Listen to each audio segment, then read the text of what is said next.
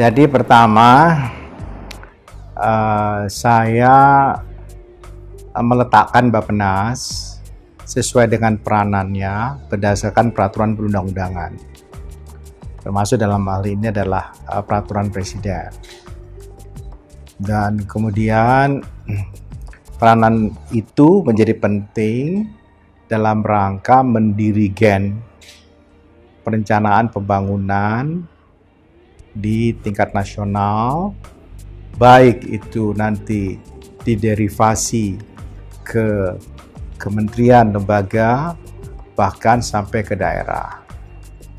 Jadi fungsinya adalah menempatkan Bappenas sebagai clearinghouse perencanaan nasional, sehingga dengan demikian semua perencanaan itu melalui Bappenas dan dibahas secara bilateral dengan kementerian lembaga terkait untuk isu-isu yang menjadi tugas dan tanggung jawab kementerian atau lembaga tertentu.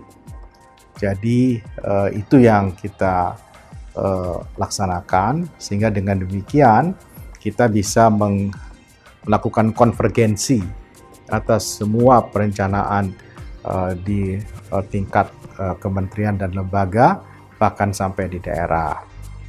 Nah, sebab Presiden mengatakan tidak ada visi misi kementerian, yang ada adalah visi misi Presiden dan Wakil Presiden. Dengan demikian, maka kita menyusun seluruh perencanaan itu berdasarkan pertama apa yang dijanjikan Presiden dalam masa kampanye, kemudian kita letakkan di dalam gugus perencanaan besar, lalu aksi apa yang mesti dilaksanakan dalam time frame tertentu. Maka kemudian ada yang disebut dengan prioritas nasional.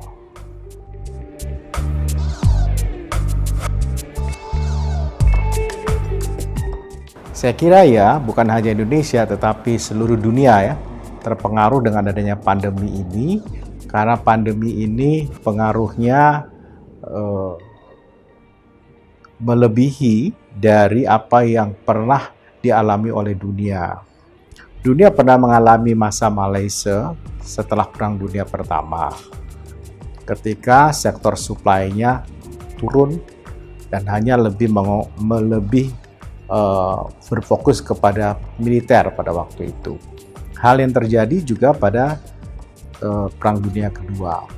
Di Perang Dunia Pertama juga terjadi pandemi flu Spanyol, sehingga dunia juga mengalami satu hambatan pertumbuhan, tetapi memang peristiwanya tidak seglobal seperti hari ini.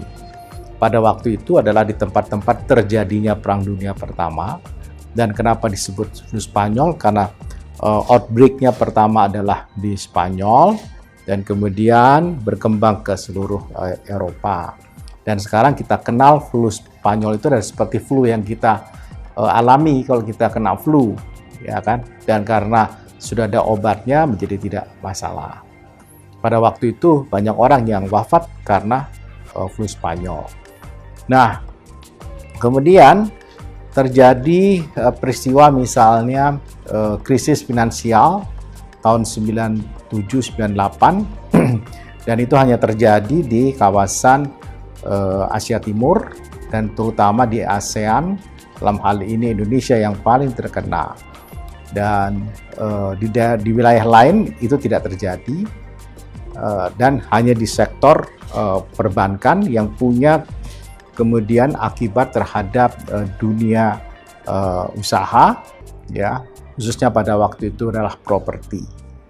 Lalu kemudian terjadi lagi apa yang dikenal dengan krisis mortgage perumahan di Amerika Serikat yang terjadi pada tahun 2008. Itu pun hanya terjadi di Amerika Serikat dan kemudian berpengaruh kepada sebagian Eropa, yang mengakibatkan misalnya Lehman Brothers itu tutup. Nah, krisis hari ini adalah krisis yang mengglobal. Tidak ada satu negara pun yang luput dengan pandemi ini. Nah, dengan demikian, maka semua negara itu punya ancang-ancang, punya strategi sedemikian rupa untuk mengatasi pandemi ini dengan caranya masing-masing. Tetapi dalam hal ini WHO memberikan direktif maksud saya, seperti apa kita melakukan pencegahan penularan, bagaimana kita melakukan containment terhadap virus itu. Dan Indonesia sangat disiplin menegakkan protokol kesehatan sebagaimana yang dianjurkan oleh WHO. Pada sisi yang lain, akibat dari pandemi ini, ekonomi kita terpengaruh.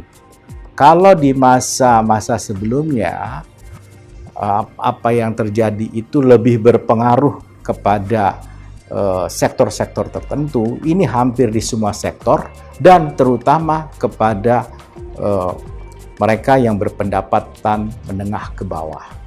Karena kenapa? Pendapatan menengah ke bawah mereka adalah orang-orang yang bekerja pada hari itu dan mendapatkan penghasilannya pada hari itu juga. Sementara orang-orang yang punya penghasilan bulanan itu memang akan menipis tabungannya, tetapi toh mereka masih punya. Dan akibatnya karena terjadi tingkat utilisasi dari seluruh kegiatan-kegiatan ekonomi di sektor industri dan pariwisata yang menyedot lapangan pekerjaan yang besar, rendah menjadi turun, dengan sendirinya daya beli melemah. Nah, ketika daya beli melemah, maka ekonomi mengalami sebuah kontraksi. Kontraksi ini disebabkan oleh konsumsi yang turun dan ini memukul di sisi produksinya. Dan untuk itulah negara kemudian hadir memberikan bantalan sosial, antara lain dalam bentuk bantuan sosial.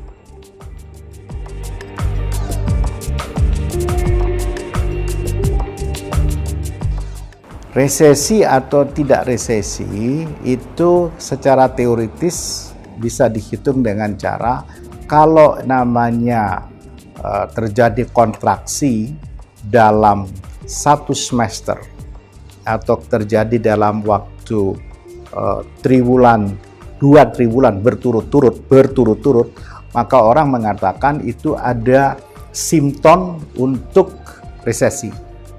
Nah, kita pada triwulan yang kedua kita sudah minus 5,32%. Kita berharap kalau juga terjadi minusnya kecil, atau kalau tidak dia mendekati 0 atau sedikit di atas 0. Dan dengan demikian mudah-mudahan kita bisa terhindar dari resesi. Jadi kenapa ini juga terjadi? Karena kalau seluruh dunia resesi dan penyebabnya adalah sama, saya kira tentu semua permintaan di dunia juga berkurang, sektor supply-nya berkurang. Dengan demikian seluruhnya ini berdampak secara global. Memang ada beberapa negara yang sudah mulai pulih, tetapi mereka lebih dahuluan daripada Indonesia dan negara-negara lain. Misalnya Cina. Nah, Tiongkok itu mereka sekarang sudah mulai recovery, meskipun tingkat pertumbuhannya masih rendah, tetapi ekonomi recovery-nya mereka mulai. Kenapa? Karena mereka punya 1,4 miliar penduduk, dan 1,4 miliar penduduk ini luar biasa besarnya. Jadi mereka sendiri bisa meng-create lapangan pekerjaan, bisa meng-create konsumsinya sendiri, dan bisa meng-create sektor produksinya sendiri dengan menegakkan disiplin dari protokol kesehatan. Nah, di kita masih banyak hal yang sangat bergantung pada input-input dari luar. Nah, itulah sebabnya pemerintah mendorong kita untuk menggunakan produk-produk dalam negeri. Pada situasi seperti ini, pelajaran yang paling baik yang kita petik adalah kita harus mempromosikan produk-produk dalam negeri dan dengan demikian kita tidak akan mengalami ketergantungan. Nah, ketergantungan tetap saja ada di semua negara-negara di dunia, tetapi ketergantungan itu tidak untuk hal-hal yang sifatnya esensial. Nah, yang sifatnya esensial itu seharusnya bisa diatasi oleh masing-masing negara. Apa yang esensial? Salah satunya adalah soal farmasi. Di farmasi itu artinya soal obat, soal peralatan kesehatan. Ini harusnya Indonesia sudah bisa memproduksi sendiri semua jenis-jenis obat generik yang dibutuhkan di dalam negeri. Semua peralatan kesehatan harusnya kita sudah mulai. Jadi pandemi ini juga mengajarkan kepada kita untuk mengintrospeksi diri bahwa kita harus membenahi sistem kesehatan nasional kita yang disebut dengan memperbaiki sektor-sektor suplainya, bagaimana kita bisa memproduksi obat-obatan, peralatan kesehatan, dan juga vaksin. Nah, vaksin ini menjadi penentu bukan hanya untuk Indonesia, tapi seluruh dunia. Kita berharap vaksin benar-benar bisa ditemukan dalam akhir tahun atau bahkan sampai dengan tahun depan di pertengahan tahun. Kalau itu bisa dilakukan, maka dengan sendirinya ada harapan untuk ekonomi recovery di seluruh dunia akan lebih cepat.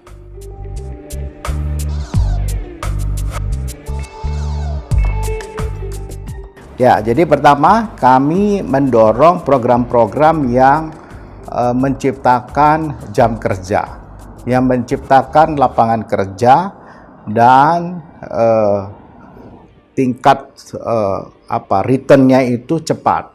Jadi kalau returnnya cepat, kemudian memberikan lapangan kerja yang baik, yang besar, itu jauh lebih baik pada masa pandemi seperti ini.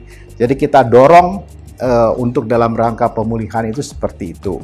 Kemudian juga kita mendorong tersedianya infrastruktur tol langit, karena itu sangat diperlukan untuk belajar jarak jauh, bagaimana supaya harga data, biaya data itu di seluruh Indonesia itu sama, ya kan? Hari ini harga data itu di setiap daerah berbeda. Paling murah adalah di Jakarta, bahkan di Bandung, ya kan? Kemudian di Jawa dan di Sumatera misalnya. Tetapi begitu makin ke timur, dia makin mahal dan bahkan makin lambat. Jadi sudah mahal, lambat, betapa mereka yang ada di timur itu merasa sangat kesulitan. Jadi bagaimana mereka bisa belajar jarak jauh, belajar dari rumah, work from home, tetapi proses digitalnya itu tidak maksimal. Nah, ini yang sedang kita kerjakan dan mudah-mudahan dalam waktu cepat sudah bisa kita atasi.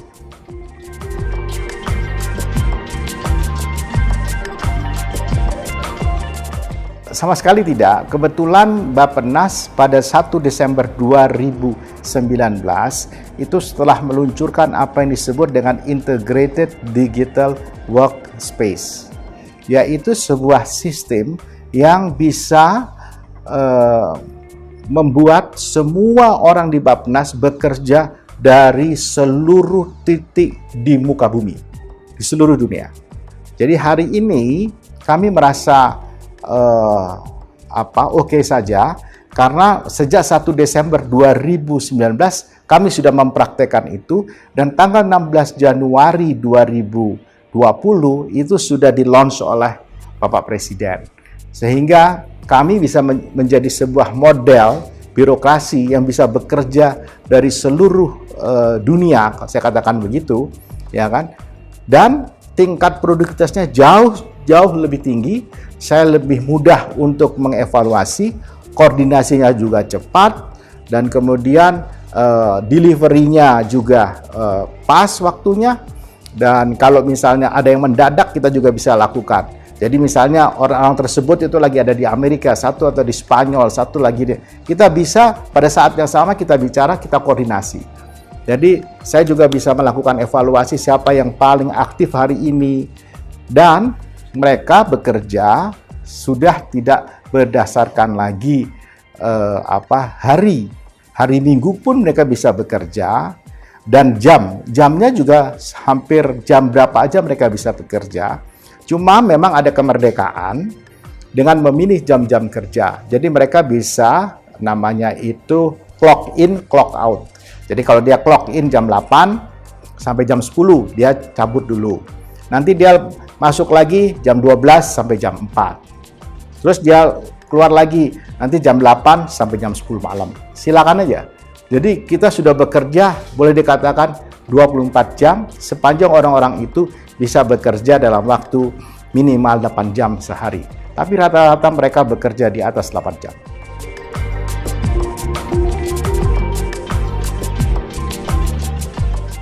Pertama, saya mengajak masyarakat untuk tidak galau dengan keadaan ini. Kita tetap harus disiplin. Kuncinya disiplin. Jadi kita tidak boleh sembrono. Ya. Jadi apa yang kita pelajari dari situasi pandemi ini? Pertama, kita harus punya tingkat disiplin yang tinggi. Apa contohnya? Contohnya, kita sekarang kalau keluar harus pakai masker, ya kan? Sering cuci tangan. Nah, begitu pulang ke rumah, baju-baju kita itu tolong sediakan dulu air yang di dalamnya sudah ada sabun, sudah ada busa sabun, baru kita punya baju kita celupkan di sana, supaya seluruh virus itu nggak nyangkut. Lalu kita mandi bersih. Setelah kita mandi, barulah kita sentuh barang atau orang-orang yang kita kasih, kita sayangi di rumah itu. Jadi jangan masih pakai baju dari luar, apa segala macam, langsung ke tempat tidur dan sebagainya. Itu jangan pernah dilakukan. Dan inilah kesembronoan itu. Dan jadi kita harus rapi, dan itu sederhana sekali, bukan? Nah, setelah itu ya kalau bisa kita cuci sendiri, gitu. Saya juga untuk beberapa hal saya cuci sendiri.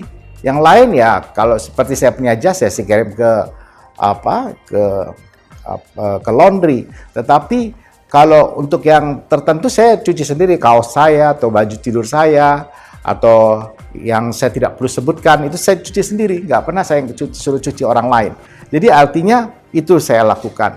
Saya juga pakai masker yang bisa saya cuci, setelah berapa kali cuci baru saya ganti lagi, itu saya cuci sendiri. Face shield juga itu saya pakai dan itu saya cuci juga sendiri. Jadi banyak hal yang kita kerjakan sendiri yang menjadikan kontribusi kita kepada orang-orang yang kita sayangi di sekitar kita dan diri kita sendiri. Tapi apa yang kita bisa kerjakan itu kalau kita disiplin. Kalau kita tidak disiplin ya sudah. Yang kedua, kita harus memperhitungkan orang di sekitar kita.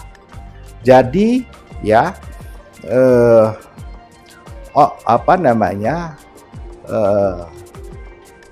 agama saya mengajarkan bahwa orang yang baik itu adalah yang memberikan manfaat kepada orang lain, ya kan?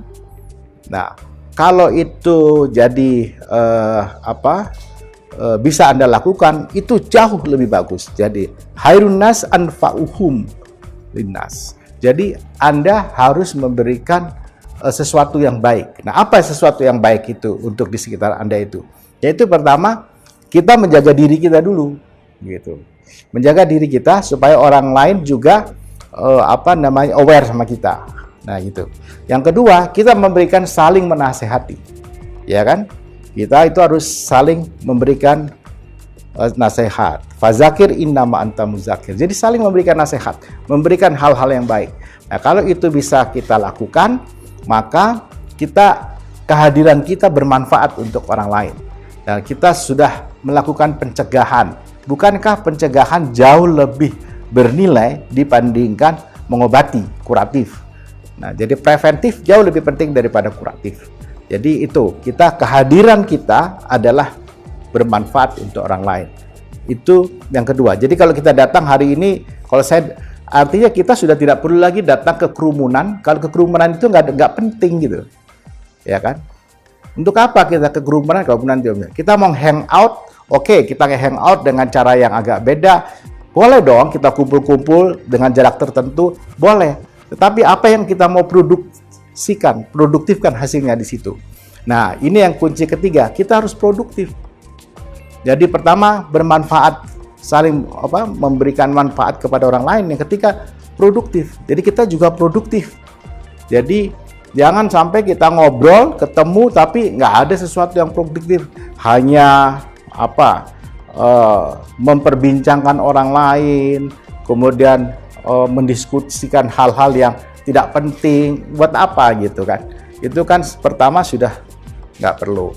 Itu yang ketiga. Yang keempat adalah kita harus punya planning, perencanaan. Jadi kalau kita keluar rumah itu mau ngapain? Jangan kita didera oleh kerutinan. Kerutinan itu sesuatu yang memang harus kita kerjakan, tetapi hari ini apa yang akan kita capai?